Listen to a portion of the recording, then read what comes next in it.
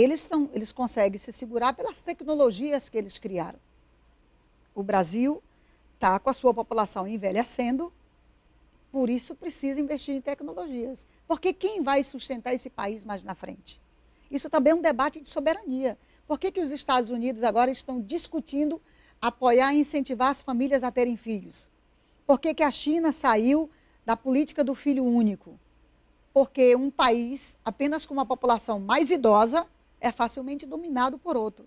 Você precisa ter jovens produzindo e precisa também ter tecnologias para poder saber se defender. Entra nessa discussão também, secretária, a questão do registro de marcas e patentes, porque o Brasil é muito criativo, tem muitas invenções que são desenvolvidas aqui, mas que a indústria não absorve, às vezes não tem apoio do governo e se perdem ou são adquiridas por concorrentes internacionais que acabam não produzindo exatamente para inviabilizar aquele invento. Sim, tem muito isso. A indústria comum, ela precisa patentear. A indústria de defesa faz muito pouco patentes. Porque quando você patenteia um produto, você registra ele. Mas eu digo para o Brasil deter esse conhecimento. Assim, isso nós precisamos. Mas é só para essa questão de patentear o lado da indústria de defesa. Você oficializa muito pouco aquilo que você tem. Normalmente o país esconde um pouco qual é o seu tamanho. Você mostra de outra forma, visualiza de outra forma. Agora, essa questão é preciso levar em consideração, porque a gente precisa fazer esse investimento para poder você ter o conhecimento. Senão, você facilmente é dominado, ou então você vai no outro país e compra de prateleira. A indústria de defesa não se compra de prateleira. É tanto que qualquer acordo que o Brasil está fazendo hoje para a construção do submarino nuclear, para os caças Gripe, você tem a parceria da transferência de tecnologia. É difícil. Transferência de tecnologia na área de defesa é muito difícil. O país tem que estar preparado para absorver, para aprender a fazer. Eu acredito que uma demanda que já deve ter chegado à senhora, se não vai chegar, é a questão da estruturação das Forças Armadas, que é um assunto muito discutido, é a parte mais visível da defesa, Exército, Marinha, Aeronáutica. Em relação a isso, como é que está o orçamento? Passa pela sua secretaria, esse setor? A senhora que é a ordenadora de despesas? Não, ainda bem que eu não sou ordenadora de despesa. Passa pela Secretaria-Geral do Ministério. Isso passa, mas antes de passar pela Secretaria-Geral do Ministério, passa pelo planejamento, passa pelo Ministério da Fazenda, que é quem decide, junto com o planejamento, o orçamento do país. A nossa secretaria é uma secretaria de integrar as diversas forças com a indústria, articula com a indústria, por exemplo, é de nossa responsabilidade ter um portfólio de tudo que é produzido na indústria brasileira. A indústria que eu digo de defesa e segurança. E o que é que nós temos que fazer? Fazer um levantamento das indústrias que nós temos, o que cada uma produz, o que eu preciso chegar e fazer.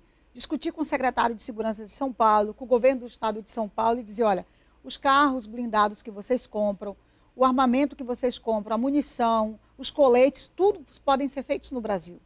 Porque aqui você gera emprego, você faz circular a economia e você não está dando dinheiro para outro país. Então, a nossa secretaria também tem essa responsabilidade.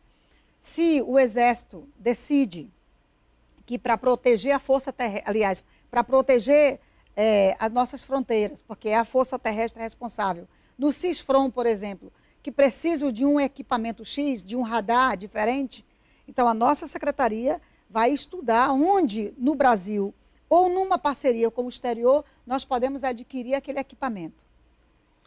Mas o recurso é passado para a força, ele não necessariamente passa pela gente.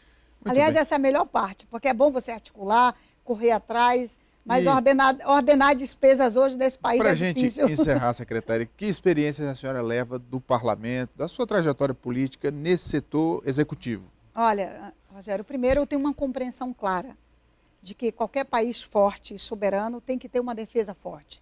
Marinha, Exército, Aeronáutica, presente em todo o país. As Forças Armadas, para defender o nosso país, para defender o nosso povo, houve uma época no país em que as Forças Armadas e o povo não se entendiam. Inclusive as Forças Armadas e a esquerda, os comunistas. Mas hoje nós temos que ter a compreensão de que, para a gente assegurar a nossa democracia, para a gente assegurar a integridade do nosso país, nós temos que ter as Forças Armadas nos defendendo. Nós não podemos ser quintal de ninguém. Nós temos que ser donos da nossa soberania.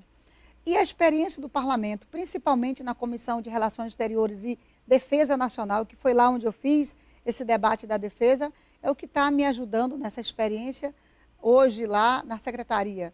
Mas, claro, a gente também tem que aprender no dia a dia. Eu corro atrás. Eu marquei conversa com vários ex-ministros da defesa, com governadores, com empresários, para me poder também ouvir deles, com as Forças Armadas. Eu agora estou aqui hoje também numa agenda do Exército. Semana que vem eu vou vir na troca de comando.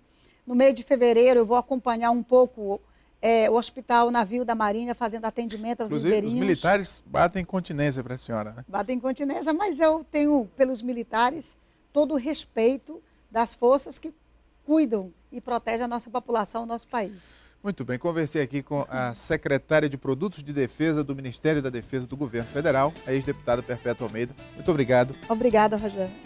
Vamos para o intervalo, daqui a pouco o Gazeta Entrevista volta. Continue com a gente.